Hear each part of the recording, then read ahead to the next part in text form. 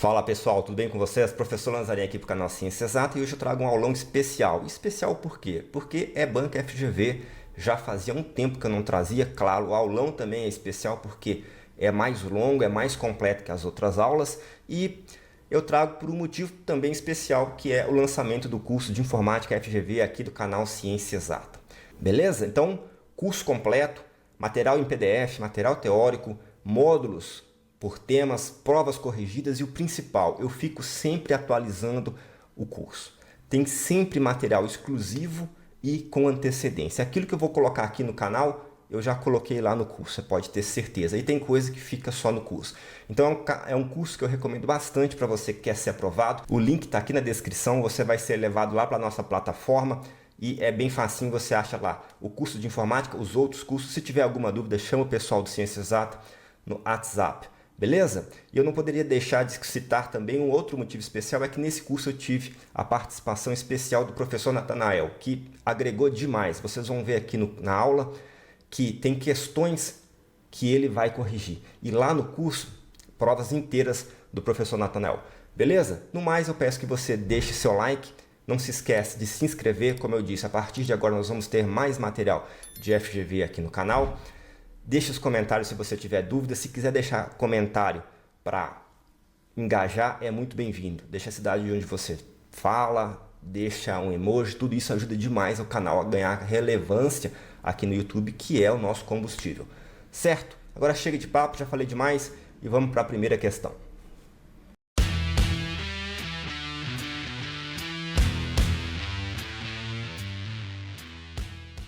Então vamos para mais uma questão desse tema, porque a banca cobra bastante e nós não podemos deixar dúvidas nessas aqui. Essas daqui a gente não pode errar. São dispositivos de entrada e saída respectivamente. Então vamos classificar todos. De entrada com uma letra E de saída com um S, beleza? O scanner ele é um dispositivo de entrada, né? Você tem um documento, uma imagem, um papel e você quer digitalizar. Então você vai utilizar o scanner. Então você pega aquela informação que é física, que é analógica, e ao digitalizá-la você transforma ela num arquivo digital e essa informação entra para dentro do seu dispositivo, para dentro do seu computador. Agora você tem uma imagem daquilo que antes, uma imagem digital daquilo que antes era apenas analógico. O microfone também é de entrada. Eu, por exemplo, estou falando aqui no microfone e o microfone está enviando as informações que eu falo para dentro do computador através de um arquivo de imagem com áudio, certo? Monitor é de saída, beleza? Você deve estar assistindo aí no seu celular, na sua televisão, no seu monitor.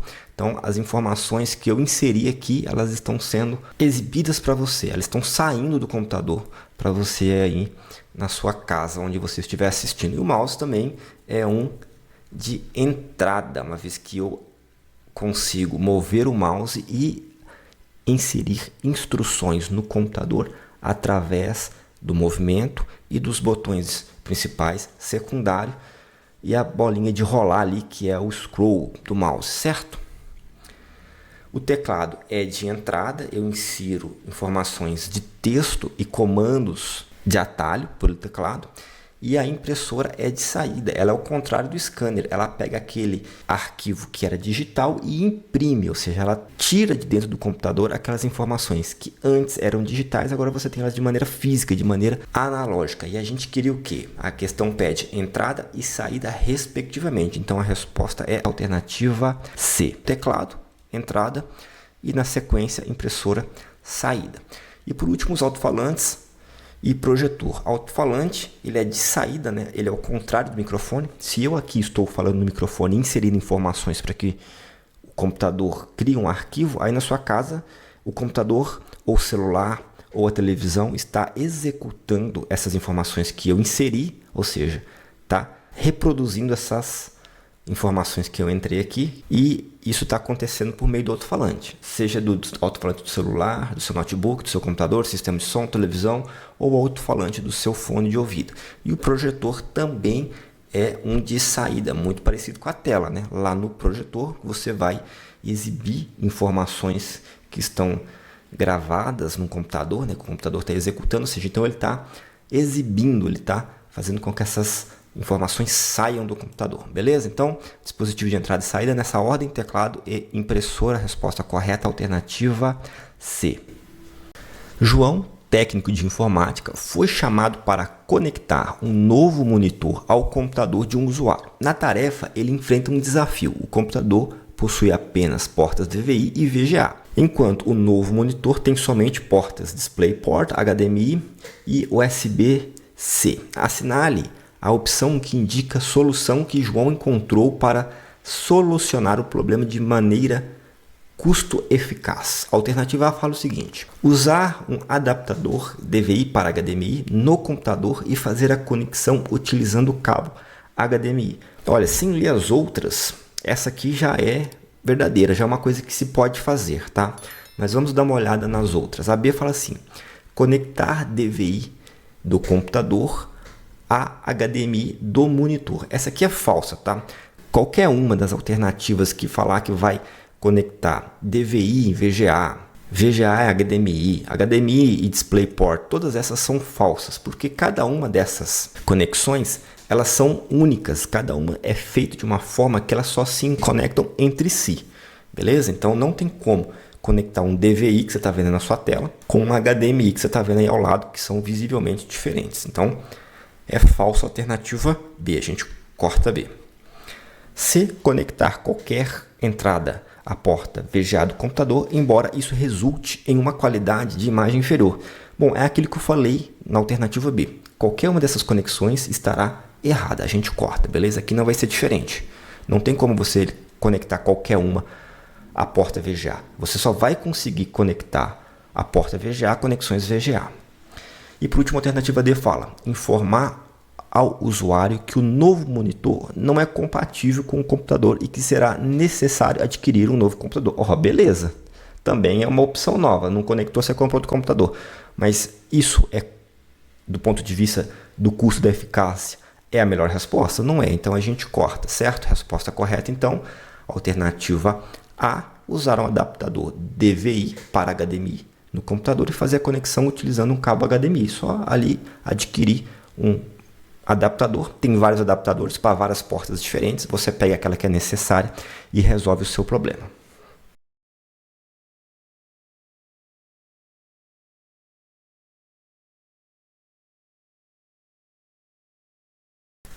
No contexto do funcionamento básico de um computador e seus componentes principais, assinale a afirmativa correta. A alternativa A fala o seguinte: a memória RAM é uma forma de armazenamento não volátil que mantém os dados permanentemente, mesmo sem alimentação elétrica. Bom, essa aqui ela conseguiu ser exatamente o contrário, né? A memória RAM ela é uma forma de armazenamento volátil, beleza? E o que isso significa? Isso significa que ela não mantém os dados permanentemente, porque se não houver alimentação elétrica, se perdem os dados. A memória RAM é volátil, o que significa justamente que as informações são temporárias. E quando você reinicia ou desliga o computador, como as informações são armazenadas eletricamente em transistores, quando não há corrente elétrica, os dados desaparecem. E isso não é um defeito, isso é para ser assim, beleza?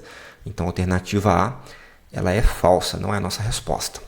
A alternativa B fala o seguinte: o disco rígido HDD, ou mais conhecido como HD, ou a unidade de estado sólido SSD, são exemplos de dispositivos de armazenamento onde o sistema operacional, programas e dados do usuário são armazenados de forma permanente, verdadeira, tá? O HD ou a SSD, elas são o contrário do que eu acabei de falar sobre a memória RAM. Elas não são memórias voláteis, elas são memórias não voláteis. E elas servem para você armazenar, no sentido de guardar, de salvar os dados, e não só para auxiliar processamento. Então, toda vez que você está no seu computador, no seu dispositivo, notebook, celular, e você precisa salvar dados, salvar programas, salvar o próprio sistema operacional que faz o dispositivo funcionar, Tudo isso que é salvo de maneira permanente vai ser salvo ou num disco rígido, se o seu computador, se o seu dispositivo tiver um HD, ou numa unidade de estado sólido, a SSD, beleza? Lembrando aqui que disco rígido, você lembra, peças móveis, um disco que gira, um braço que lê esse disco, né? Tem uma leitura magnética ali, eletromagnética, um pouco mais barato, um pouco mais lento, unidade de estado sólido, é um flash, né? Memória flash, não tem peças móveis, contanto, dura mais, menos chance de dar problema, um pouco mais cara e mais rápida, beleza? Dando uma passada muito rápida aqui nessas duas ferramentas. Resposta correta, então, alternativa B. A C fala o seguinte: uma GPU, unidade de processamento gráfico, é utilizada exclusivamente para renderizar gráficos em jogos e não tem impacto no desempenho em outras aplicações.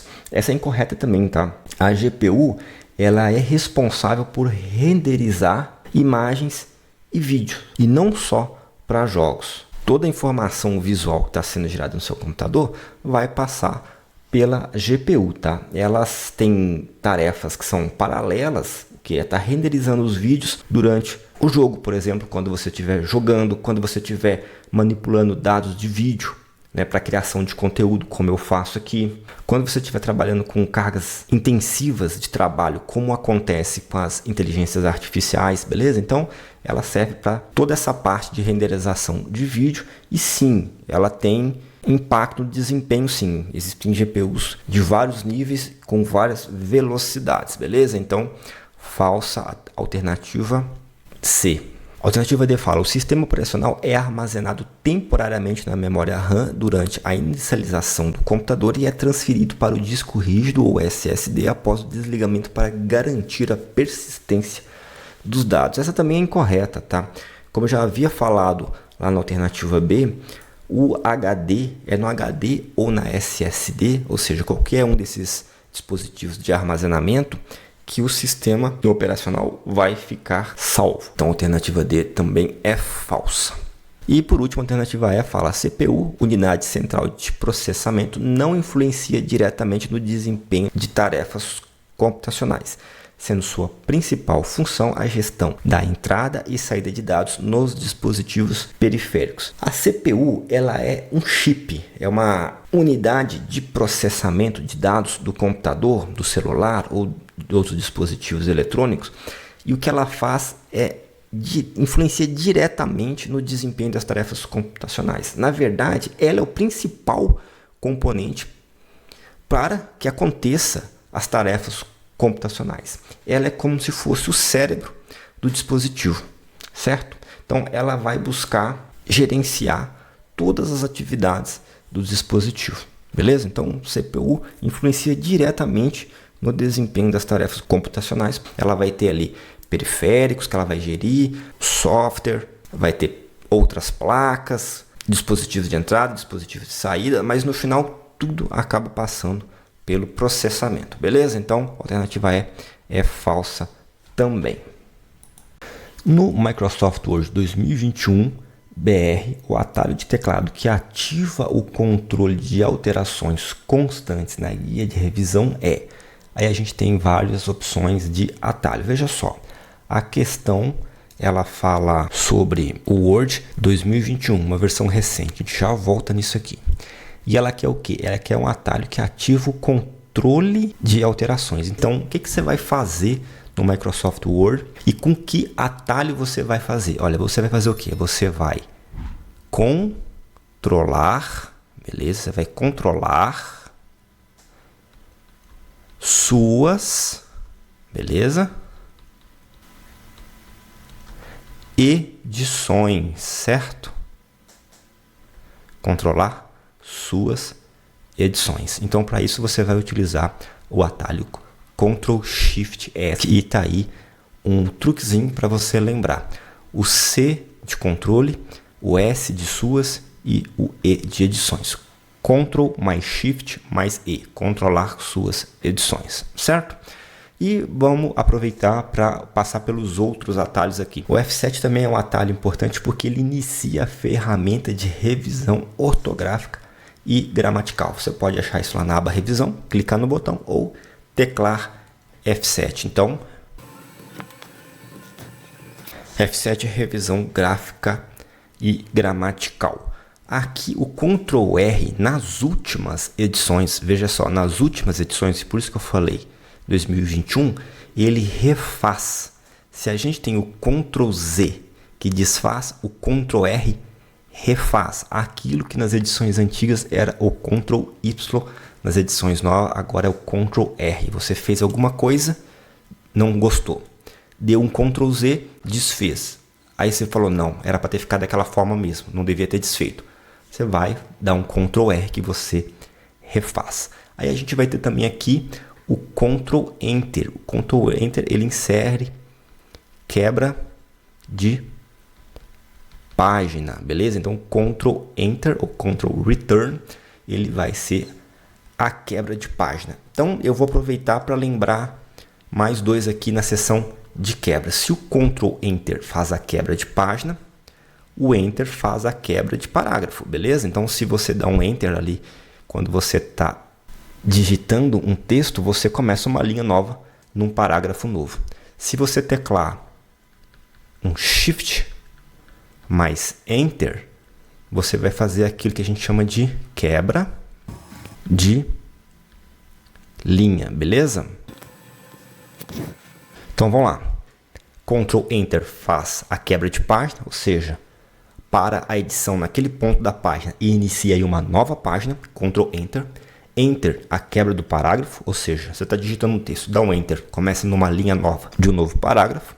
E se você quiser só começar numa linha nova, sem pular para um outro parágrafo, você vai teclar Shift Enter e você vai ter uma quebra de linha, beleza? Mas a pergunta era atalho que ativa controle de alterações e a gente já tem a resposta na alternativa D, Ctrl Shift E. Um técnico da Nitrans precisa criar um formulário eletrônico no Microsoft Word 365 para a coleta padronizada de dados de ocorrências de trânsito. Acerca da criação e manipulação de formulários no Microsoft Word, assinale a afirmativa correta. Então, vou ler cada uma das alternativas aqui já analisando. Alternativa A fala o seguinte, afirmativa A fala o seguinte: formulários são criados apenas inserindo linhas em uma tabela e digitando os campos manualmente, sem controle sobre a entrada de dados. Olha, você consegue criar um formulário inserindo linhas em uma tabela, digitando os campos manualmente, digitando os dados manualmente. Isso é possível. Aí segue falando assim, ó, sem controle sobre a entrada de dados. Você pode fazer tudo isso aí que falou, mas formulários são criados apenas assim? Não. Existe uma forma de criar dados que padroniza a coleta de dados e permite um melhor tratamento dos dados coletados. Beleza? Então a alternativa A é falsa. Apesar de ser possível ser feito apenas manualmente, existem formas de controle de dados mais sofisticadas. A alternativa B fala o seguinte: a guia desenvolvedor fornece controles de conteúdo de formulário, como caixas de texto, listas suspensas e caixas de seleção, que permite criar formulários interativos. Era sobre isso que eu falei na alternativa A. No Microsoft Word, seja o 365 ou se você tiver na versão de software instalado no seu computador, existe uma guia chamada desenvolvedor. Por padrão, ela não fica visível, tá? Ela não fica acessível para você, mas basta habilitá-la.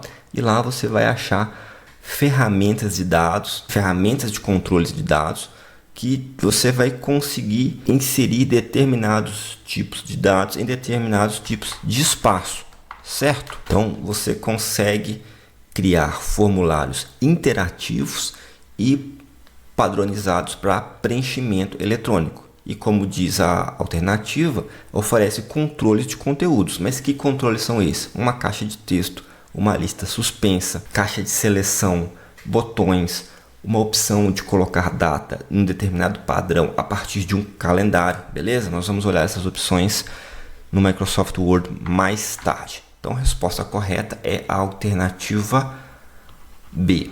A C fala: para proteger o formulário e permitir que os usuários preencham apenas os campos definidos, deve usar a função salvar como e escolher como PDF.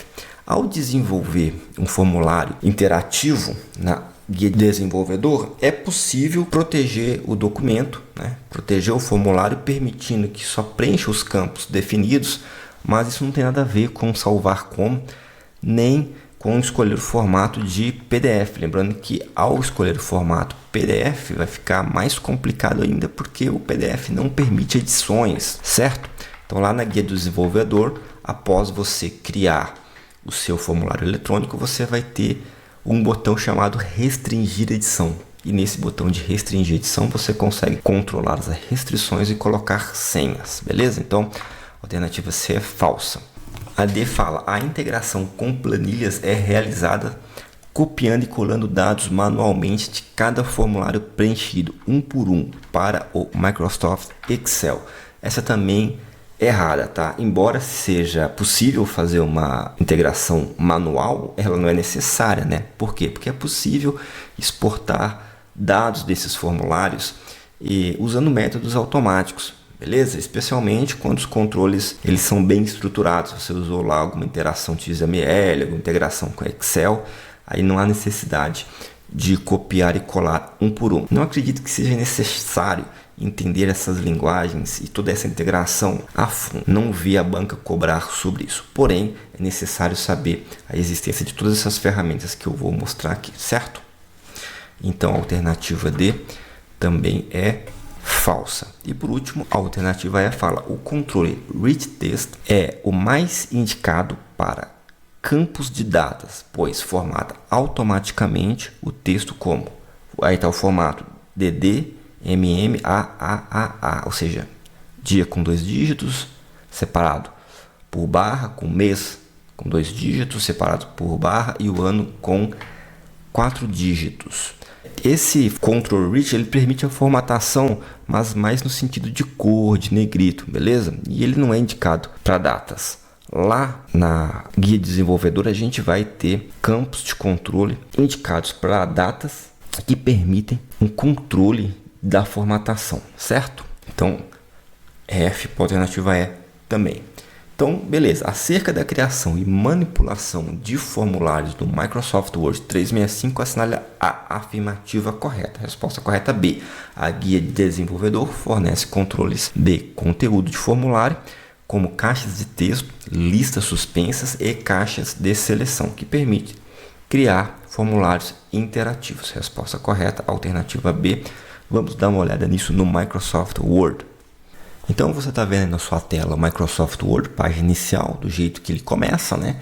E eu já comecei um formulário manualmente. Temos aí papelaria ciência exata, um formulário de compras, tem uma data e os itens. Aí tem uma tabelinha ali que você consegue colocar o produto e a quantidade, certo? Algo bem simples mesmo, que isso aqui não vai servir para você aplicar. Não é um vídeo direcionado para você aplicar um formulário interativo no seu trabalho. É só para você ter uma noção das ferramentas que existem para você acertar na prova. Se o escopo do vídeo fosse outro, seria mais aprofundado, beleza? Então vamos seguir. Primeira coisa, para a gente colocar controles de conteúdo nesse formulário, onde nós vamos inserir dados, a gente tem que ir na guia do desenvolvedor. E a guia desenvolvedor, ela não está entre as guias padrão do Microsoft Word. Então a gente precisa habilitá-la. Como é que eu vou fazer para habilitá-la? Você vem aqui na guia arquivo, beleza? Abriu a guia arquivo. Lá embaixo no canto inferior esquerdo tem opções. Você clica em opções e aqui, ó, no meio, mais ou menos no meio da lista, mais para o final da lista, tem personalizar faixa de opções. Você clica em personalizar faixa de opções e nesse campo onde tem personalizar faixa de opções, já está selecionado por padrão guias principais. E dentre as guias principais, aqui embaixo tem a guia desenvolvedor que você está vendo, ela não está marcada.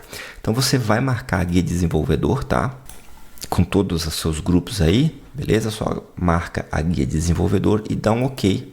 E você vê que ela apareceu aqui em cima, certo? Uma vez que você já está com a sua guia desenvolvedor habilitada, existe nela esse grupo chamado controles.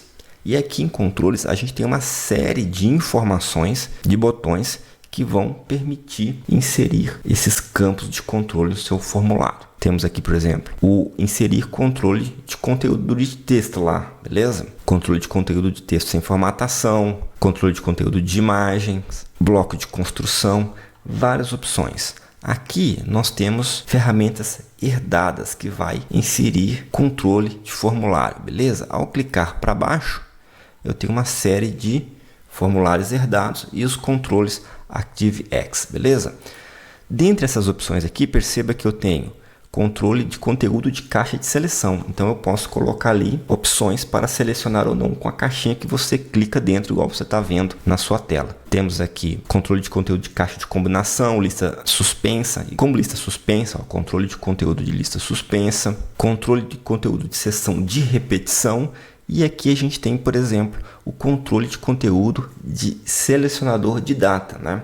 E você percebe que aqui a gente tem um campo chamado data, beleza? Então, meu cursor está no lugar que eu gostaria de inserir esse controle de dados e eu simplesmente clico aqui e tem essa caixa, certo? Então, clique ou toque aqui para inserir uma data, certo? E aí, ao clicar na setinha para baixo, tem o calendário, eu posso escolher a data de hoje, 30/10/2025, e tá aí a data, beleza? Só que não para por aí.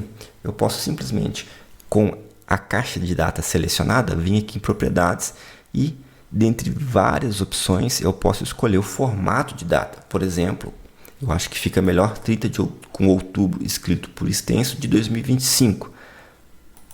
E aí, tá aí a opção. Então, qualquer data que eu escolher vai vir nesse formato, beleza? Vou deixar a data aqui de hoje. Aqui em produtos eu poderia colocar, por exemplo, uma lista suspensa. E aí, para eu colocar essa lista suspensa, eu novamente venho aqui no grupo controles, né? Deixo aqui onde eu quero colocar, escolho controle de lista suspensa, tá? Aí você já vê que ela tem o formato de lista suspensa, mas não tem nenhum item. Eu venho aqui em propriedades. Aqui existe uma série de opções de formatação, de cor, de título, de marca, como você vai mostrar, mas aqui eu vou ser bem sucinto, beleza? E aqui embaixo a gente tem a opção de adicionar itens, então eu vou colocar aqui itens que a papelaria compra, tais como lápis, eu coloco lápis do OK, borracha, caneta e papel. Bom, tá bom. Cumpre nossa função didática. Dou OK e aqui agora eu não preciso mais digitar. Eu posso escolher cada um dos itens que eu incluí na caixa, beleza? Posso pegar essa caixa e colocar aqui para baixo, formando, né, um formulário em que eu não preciso digitar nada. Basta eu ir escolhendo os itens e ele vai sendo formado de maneira padronizada e controlada. Posso vir aqui na quantidade e também colocar uma caixa que vai estar ligada a números, certo? Esse aqui foi só um exemplo. Depois de tudo editado, aqui em cima, em proteger, eu tenho a opção de restringir edição, que vai restringir aonde as pessoas vão poder editar, formatar o documento. Por exemplo, se eu for enviar para outras pessoas preencherem, eu vou colocar que elas, vou permitir que elas preencham só aonde tem as caixas de dados, certo?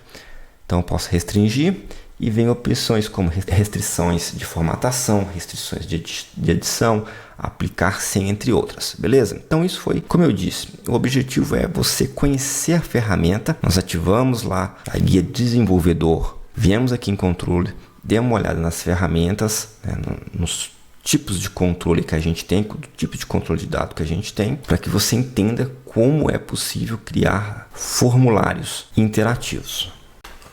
Um relatório financeiro criado no Microsoft Excel 2019 precisa atender às seguintes características: cabeçalhos repetidos em todas as páginas, intervalo de impressão definido da célula A1 até a célula G50, margens personalizadas com 2 cm na margem superior e 1,5 na margem inferior. Para que as características apresentadas sejam aplicadas ao relatório, o usuário deve: 1. Configurar linhas de repetição em layout, títulos para imprimir.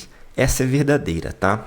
Aqui em títulos para imprimir, você vai conseguir colocar cabeçalhos repetidos em todas as páginas na hora da impressão, certo? Então, a 1 está ok. A 2 fala o seguinte: limitar o intervalo a ser impresso em layout da página, área de impressão, definir área de impressão. Certinho, se você for lá em layout da página, área de impressão, né? Layout da página é a guia. Área de impressão é um botãozinho com setinha para baixo. Você clica na setinha para baixo, definir área de impressão. Lógico, você vai ter que ter definido já o seu intervalo, que é de A1 até G50, e aí você vai fazer esse caminho e a área de impressão está definida. Então, isso aqui está ok, certo? Aí você consegue definir o intervalo de impressão que você selecionou lá. Selecionou a área de impressão, fez esse caminho e definiu. Existe um caminho mais fácil. Você vai num botão lá no canto inferior direito, chamado visualizar quebra de páginas.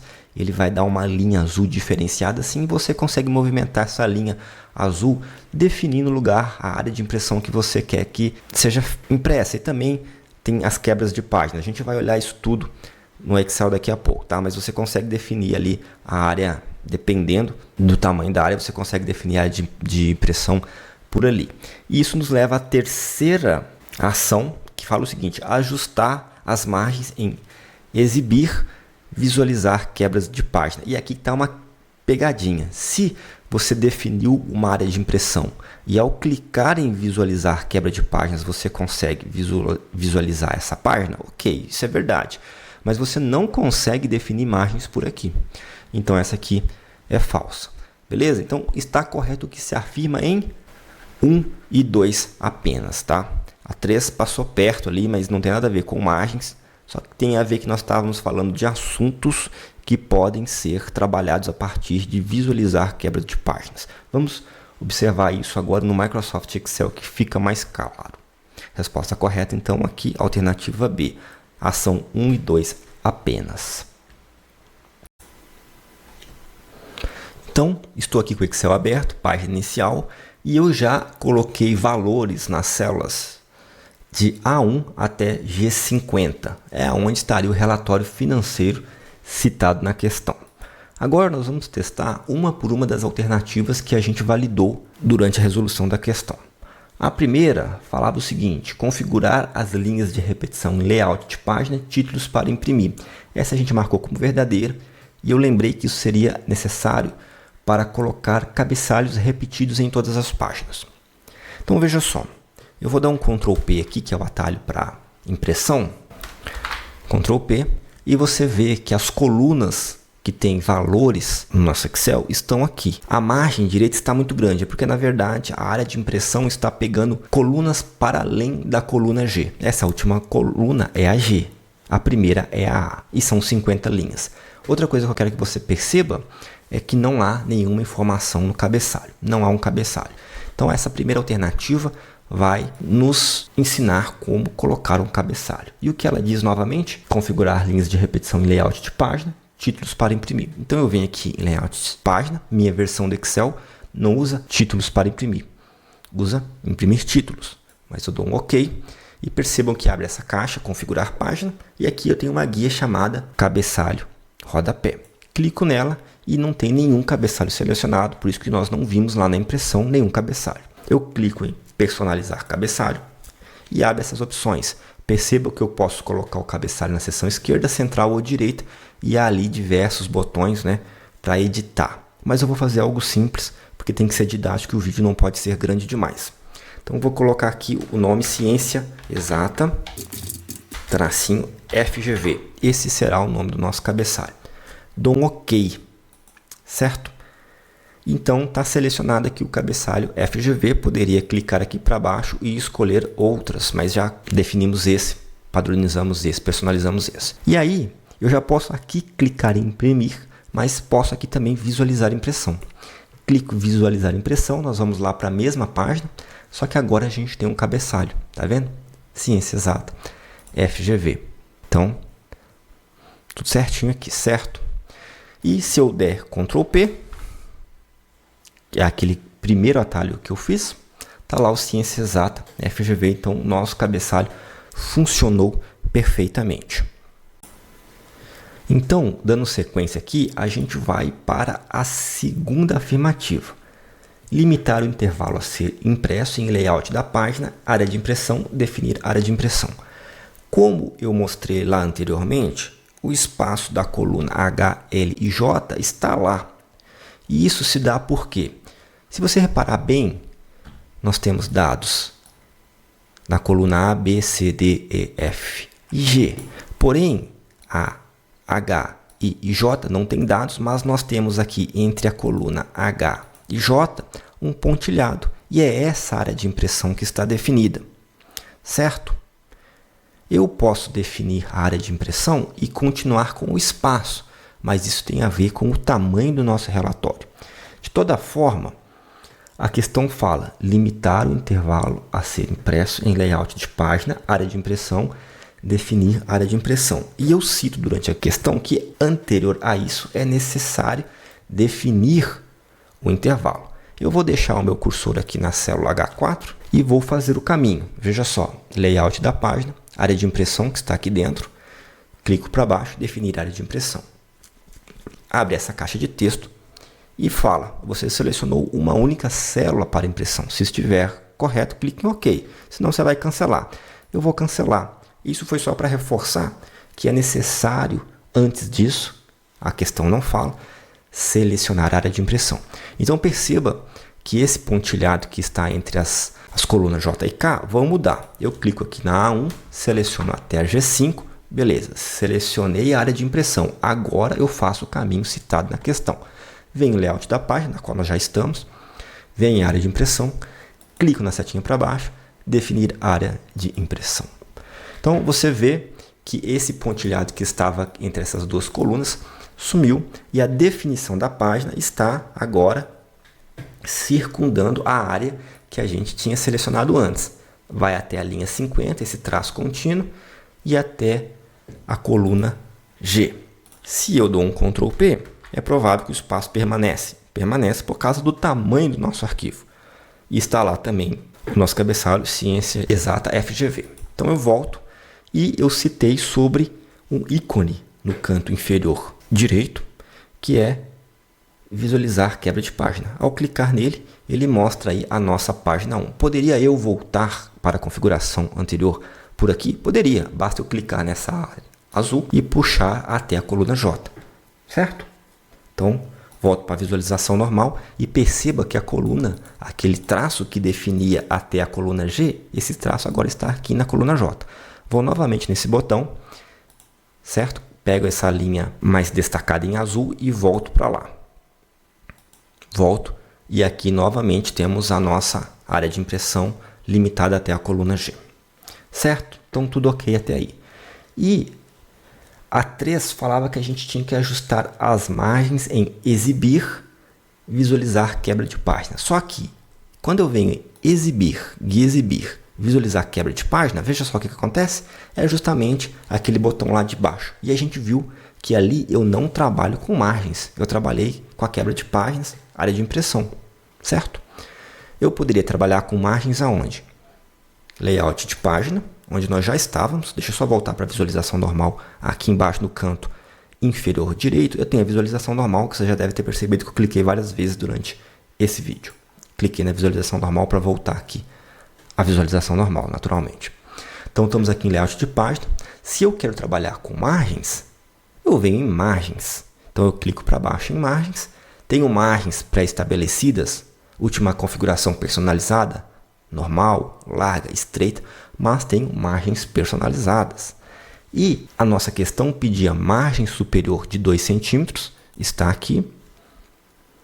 Margem inferior de 1,5, então eu voltei aqui para 1,5 e não falava mais sobre as outras. Vou zerar as outras. 0 aqui, 0 à direita, beleza. Então, deu configuração da margem superior, 2 centímetros, colocamos.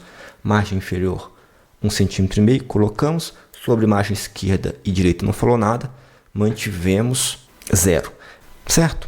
Então tá aí as margens conforme as nossas configurações e eu venho em visualizar impressão. Aí você vê que a posição mudou porque nós colocamos uma margem superior e uma margem inferior, mas nós zeramos a margem esquerda, então as nossas informações ficaram coladas na página.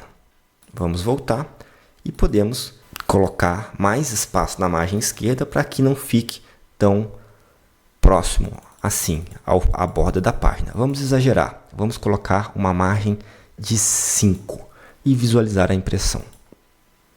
Perceba que eu consegui agora deslocar o nosso formulário para o centro da página, fugir do que dizia a questão, mas aqui a gente está para aprender, né?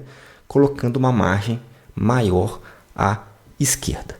Beleza? E assim nós passamos por todos os recursos citados na questão. Um agente da Nitrans precisa baixar um grande arquivo de vídeo de uma câmera de trânsito para análise. Ele nota que a velocidade de download está muito abaixo do esperado. Acerca de transferência de arquivos e conceitos de rede, assinale a alternativa correta. Bom, a alternativa vai falar o seguinte: a velocidade de download é medida em megabytes por segundo, MB, o B maiúsculo ali, tá? Barrinha S, megabytes por segundo. Ok, tudo certo até agora. Enquanto a velocidade contratada da internet é anunciada em megabits por segundo, o MB, o B em minúsculo. 1 megabyte equivale a 8 megabits por segundo. 1 megabyte por segundo equivale a 8 megabits por segundo. Então, nós vamos aproveitar esse ponto da questão para entender melhor sobre bit e byte, tá? Nós falamos português, por exemplo, mas o computador não entende a nossa comunicação, não entende o nosso idioma. Porém, nós damos instruções ao computador e nós recebemos do computador informação, certo? Então, para a gente conseguir comunicar com o computador e entender o que ele fala, a gente tem que usar uma linguagem chamada linguagem de máquina, porque o computador só vai entender essa linguagem. Todas as outras linguagens, seja o que a gente fala, os nossos caracteres, os áudios, as imagens, os vídeos, a linguagem de programação, tudo isso será convertido numa linguagem chamada linguagem de máquina. E essa linguagem é binária, sendo o bit, representado pelo B menor, a menor unidade de informação que a computação pode armazenar, transmitir e usar, tá? E como diz ali, ó, binary digit, ou seja, dígito binário, ele só pode assumir um valor. Ou o bit assume o valor de 0, ou o bit assume o valor de 1. Geralmente utiliza-se, dependendo do contexto, o 0 a desligado, falso, ou não, e o 1 a ligado, verdadeiro e sim. Mas isso vai depender muito do contexto, da eletrônica, da programação, entre outros, tá? Agora, convenhamos, 0 e 1 são dois valores que não ajudariam muito, nós conseguiríamos transmitir apenas duas informações. Porém, se nós agruparmos esses zeros e uns, nós teríamos diversas informações. Eu poderia ter uma sequência de 8 zeros, ou 7 zeros e 1 lá no final, ou 6 zeros e 2 uns no final, né? E alternar entre 0 e 1 e assim por diante. E aí nós estamos falando o quê? Nós estamos falando de um byte. O byte é a unidade básica de informação digital que consiste num grupo de 8 bits. Ah, mas foi sempre assim? Não. Em alguns contextos a gente tem um byte sendo formado por 6 bits ou por 9 bits. Mas atualmente a gente pode assumir o byte como um agrupamento de 8 bits, como a gente vê na informação. Veja que a gente agora tem uma possibilidade enorme alternando entre 1 e 0 nas caixinhas. Cada bit é uma caixinha. Todas as 8 caixinhas formam um byte. E assim a gente consegue comunicar com o computador, armazenar dados, transmitir informações. Então, tudo que nós temos na informática, na computação, áudios, imagens, vídeos, informação transmitidas, está em bit que formam bytes. E convenhamos que as informações hoje em dia e a transmissão de dados, elas são bem grandes. Então, a gente vai ter o quê? Quilo, mega, giga, tanto para bit quanto para byte. Beleza? Então, você percebe muito bem que um byte é formado de 8 bits. E um bit é o quê? É a oitava parte de um byte. Tranquilo? Com isso, nós vamos ter o quê? 10 megabits por segundo equivale a 1,25 megabytes por segundo. Assim como 20 megabits por segundo equivale a 2,5 megabytes por segundo. De bit para byte, eu divido por 8. De byte para bit, eu multiplico por 8. 1,25 megabytes por segundo vezes 8 vai resultar em 10 megabits por segundo. Então, se eu tenho 800 megabits por segundo, eu tenho 100 megabytes por segundo. Se eu tenho 100 megabytes por segundo, eu tenho ali uma transmissão de 800 megabits por segundo. Essa questão aqui, essa afirmação aqui, essa afirmativa, ela está muito próximo da realidade. Vamos continuar lendo aqui. O que dá a entender é que ele está querendo dizer que a velocidade de download é a mesma coisa que a velocidade contratada. O que não é, tá? A velocidade contratada vai ser a velocidade máxima nominal de download, que é o que a apoiadora vai oferecer. Enquanto a velocidade de download, ela é a velocidade real de download que você está utilizando no momento, e ela pode ser afetada por diversos valores. Então você contrata uma faixa, uma velocidade, que ela não vai estar disponível para você o tempo todo, tanto para download quanto para upload. Isso vai variar. As conversões, elas estão corretas. 1 megabyte equivale a 8 megabits, está tudo ok. Mas esse entendimento é estranho, tá? Vamos para B. O termo banda larga refere-se à capacidade de transmissão de dados de um link de comunicação. Ou seja, quanto maior a banda, maior velocidade potencial de download ou de upload. Essa aqui fecha exatamente com aquilo que a gente falou lá atrás. Tá?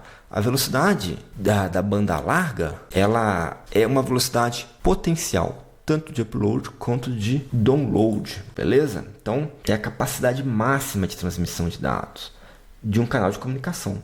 Quanto maior a banda, maior a quantidade de dados. Ok, tá tudo certo também, beleza? Então, a alternativa B está correta. Essa não deixa dúvidas. A primeira tem muitas informações verdadeiras, mas deixa no ar essa dúvida aí ao dizer que a velocidade de download e a velocidade contratada vão ser a mesma coisa quando não é, tá? Então a resposta correta é a alternativa B. Mas vamos dar uma olhada nas outras. C. Fazer upload do arquivo significa excluí-lo de um servidor da internet, liberando espaço. Não, fazer um upload não significa que você vai excluir. Se um download, você baixa um arquivo para o seu computador, você tem lá, né, um arquivo no local remoto e você faz com que esse arquivo ocupa espaço no seu computador. Você passa a ter esse arquivo salvo no seu computador. O upload vai ser o contrário. O upload, você vai pegar um arquivo que você tem no seu computador e vai enviar para um local, um servidor remoto. Então você vai ocupar um espaço lá, beleza? Então fazer o upload não significa excluí-lo de um servidor da internet. Na verdade, significa até incluí-lo. Isso não vai liberar espaço, isso vai ocupar espaço. Então a alternativa C também não deixa dúvidas, é falsa. A alternativa D fala o seguinte: a velocidade de transferência depende exclusivamente da capacidade do computador do usuário, sendo independente da congestão da rede ou da distância do servidor. Quem dera, né? Se dependesse só do computador, seria muito mais fácil de resolver. A velocidade, ela não depende apenas da capacidade do seu computador. Ela vai depender de diversas variáveis, inclusive da capacidade do seu computador. Mas entra aí o que? Latência, interferências, limites impostos pelo provedor de internet, a distância até o servidor, congestionamento da rede. Tá? E essas coisas todas são influenciadas por o clima, dependendo da forma de transmissão. Então, infelizmente, não é só isso não. Tá? Então, a D também não deixa dúvidas, é falsa. E por último, a alternativa E fala o seguinte: browsers, ou os navegadores, né, como o Chrome e o Firefox, não possuem gerenciadores de downloads próprios, exigindo sempre um software de terceiros para pausar e retomar transferências. Essa é falsa, tá? Esses navegadores modernos, todos esses citados aqui, o Firefox, o Chrome, mas também o Edge, o Opera, todos esses modernos mais utilizados, eles possuem sim gerenciadores de downloads que já são integrados. Então, com eles você consegue visualizar progresso, você consegue retomar ou pausar ou retomar o download, beleza? Consegue encerrar um download ali, isso tudo sem a necessidade de programas externos, e você também consegue consultar o seu histórico de downloads, além do histórico de navegação, beleza? Então, a alternativa E também é falsa. Então, pedir a afirmativa correta é a B, né? O termo banda larga refere-se à capacidade de transmissão de dados de um link de comunicação, ou seja, quanto maior a banda, maior a velocidade potencial, isso é importante, tá? de download e de upload e de download. Resposta correta, então, alternativa B. Considere os seguintes elementos relativos ao Windows 10 em português. 1. Lista de aplicativos instalados no computador. 2. Lista de processos ativos no momento. 3. Opções para desligamento do computador. Pode ser visto ao clicar no menu Iniciar em uma instalação padrão, o que consta em... Pessoal, o que essa questão está perguntando para a gente é o seguinte: quais desses itens que eu consigo ver quando eu clico no menu Iniciar, no caso de uma instalação padrão do Windows 10? E, para a questão ficar mais visual, bora lá para a minha área de trabalho para a gente testar na prática o que aparece quando a gente clica no menu Iniciar. Pessoal, eu estou aqui então na minha área de trabalho e, conforme o comando da questão, bora ver o que tem no menu Iniciar. Para a gente entrar no menu Iniciar, temos dois caminhos. Um é a gente clicar diretamente aqui nesse ícone da bandeirinha do Windows. E o outro é a gente ir no teclado e apertar a tecla que também tem a mesma bandeirinha, que também vai abrir o menu Iniciar, beleza? Fechar aqui o teclado virtual. Bora então agora ver o que tem dentro do menu Iniciar. A questão citava 3 itens. O primeiro, lista de aplicativos instalados no computador. Aqui no menu Iniciar, eu tenho a lista de aplicativos instalados no computador? Tenho. Aqui, ó. Até por ordem alfabética. Access, Audacity, Cortana, e-mail, Excel. Então, a afirmativa 1, ela tá certa. Agora a próxima. Lista de processos ativos no momento. Pessoal, eu consigo aqui, no menu Iniciar, ver a lista de processos ativos no momento? Não. Porque essa informação eu só consigo no gerenciador de tarefas. Até porque também essa é uma informação que ela é mais específica. No menu Iniciar, a tendência é que eu vá ver as coisas que são principais do sistema, que eu preciso ter acesso mais rápido. Então a 2 está errada. 3. Opções para desligamento do computador. Isso está no menu Iniciar? Tá. Por exemplo, quando eu vim aqui nesse botãozinho, clique em desligar, aqui tem as opções de suspender, desligar ou reiniciar. Então, a 3 também está certa. Então, as certas aqui são 1 e 3, que aqui vai ser a alternativa C de ciência exata. O navegador Google Chrome permite diversas opções de configuração para adaptar e customizar seu funcionamento para cada usuário. Considere as possíveis opções de configuração listadas a seguir. 1. Remover dados de navegação. É possível remover dados de navegação do Google Chrome, como históricos, cookies, dados de site? Sim, daqui está certa. 2. Bloquear o envio de pop-ups ou uso de redirecionamentos. Pop-ups são aquelas propagandas chatas que ficam pipocando na tela, ficam aparecendo. Elas têm um caráter bem incômodo e invasivo. Pelas configurações do Google Chrome, é possível bloquear o envio de pop-ups ou esses redirecionamentos, que é quando, por exemplo, você entra num site, mas automaticamente ele te manda para um outro site que tem algum produto ou serviço para você adquirir? Sim, tem como você bloquear isso pelo Google Chrome. Terceiro, alterar o tamanho da fonte. No Google Chrome, pela guia de configurações, dá para ter acesso a algum lugar em que vai ser possível alterar o tamanho da fonte? Sim, também dá para fazer isso. Então, todas essas 3 funcionalidades existem dentro da aba de configuração do Google Chrome. É a opção presente no Google Chrome o que se apresenta em 1 e 2 apenas? Não.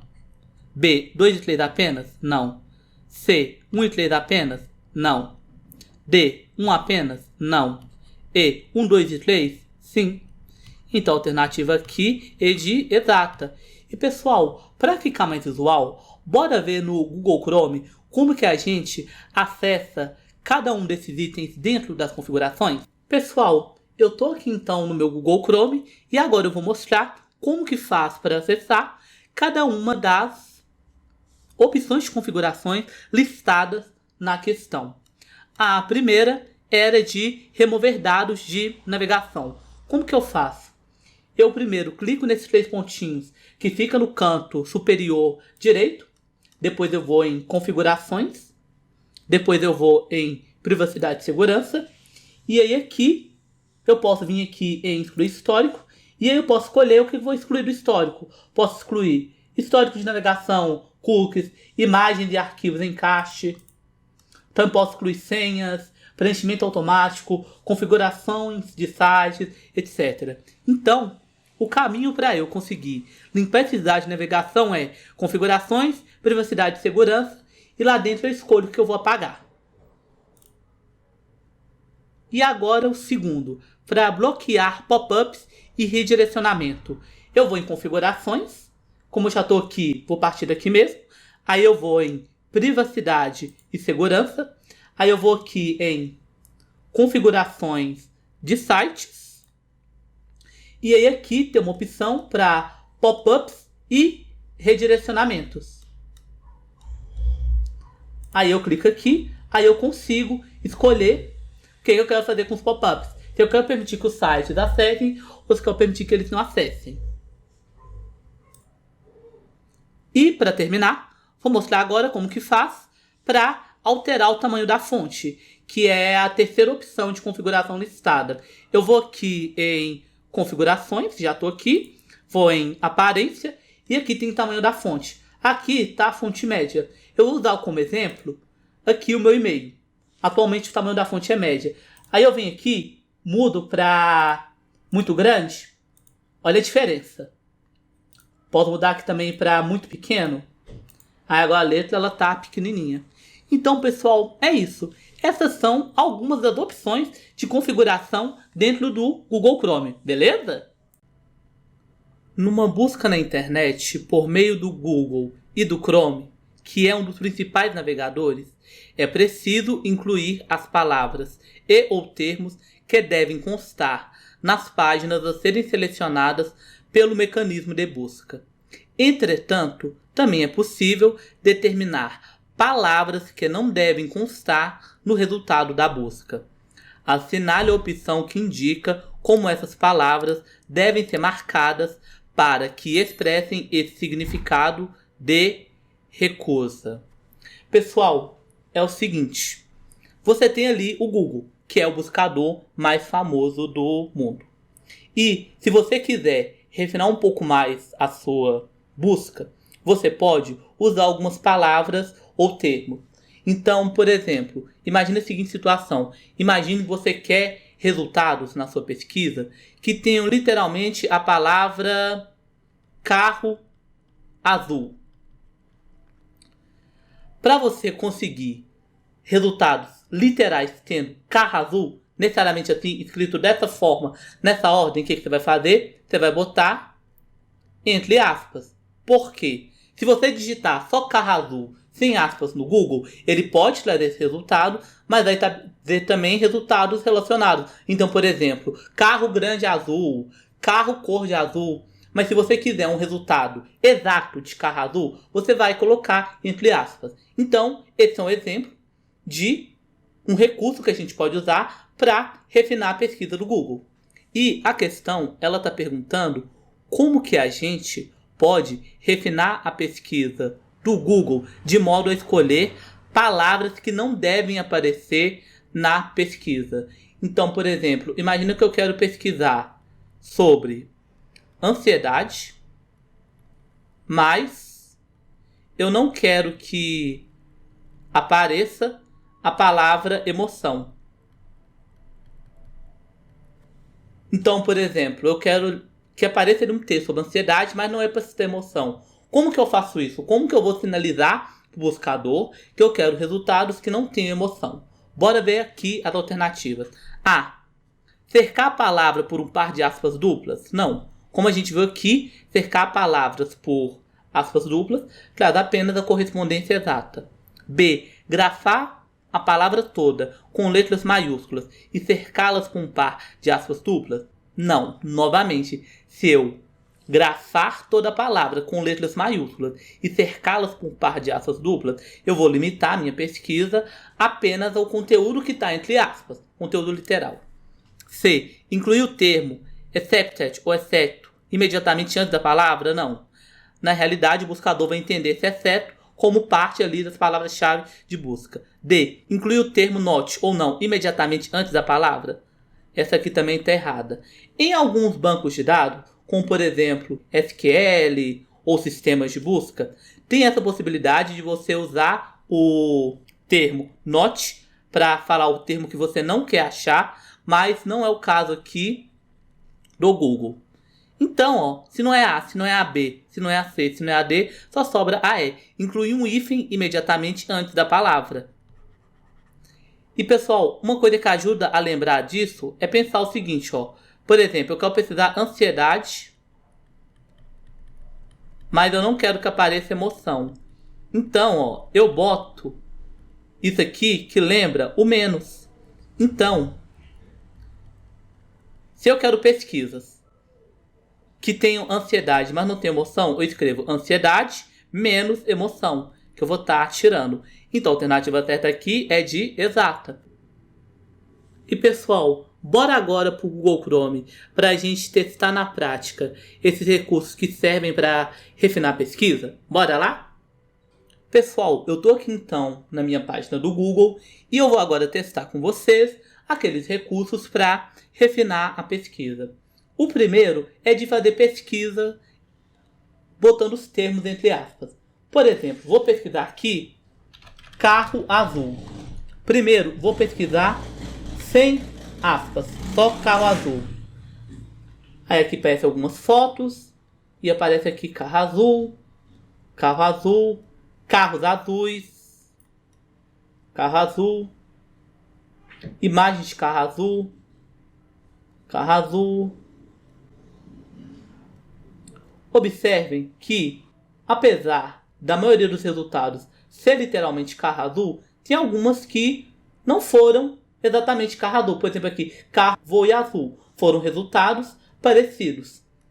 Se eu quisesse resultado só exatamente carro azul, o que eu teria que fazer? Teria que botar aqui entre aspas. Então aqui, carro azul, entre aspas, pesquisar. Agora só vai aparecer só carro azul. Não vai aparecer carros azuis, carro de cor azul. Então isso que é a pesquisa literal. Você vai botar ali o termo entre aspas e só vai aparecer exatamente aquilo que está entre aspas. Agora bora ver o segundo recurso, que é excluir uma palavra ali dos seus resultados. Por exemplo, imagine que você quer pesquisar sobre ansiedade. Quando você pesquisa ansiedade, aparece aqui, ansiedade é uma emoção natural, nananana. Então, é comum, quando se pesquisa sobre ansiedade, aparecer a palavra emoção. E se você quiser uma pesquisa sobre ansiedade em que não apareça a palavra emoção, em que a palavra emoção não seja citada, como você faz? Você vai vir aqui na barra, vai ser ansiedade, hífen, emoção. Aí quando você vem aqui em pesquisar, só vai mostrar resultados que não tem a palavra emoção. Então eu excluí os resultados que tinham emoção. Então todos que vão aparecer para mim são os resultados que não tem a palavra emoção. E é desse jeito que você consegue excluir um termo dos resultados da sua pesquisa. Beleza? Então por hoje é isso, pessoal. Espero que vocês tenham gostado da aula. Já sabe, se ficou dúvida, coloque aqui nos comentários. E os links para o nosso curso, para o Instagram de Ciências Exatas, estão todos aqui embaixo na descrição do vídeo. Beleza? Até a próxima.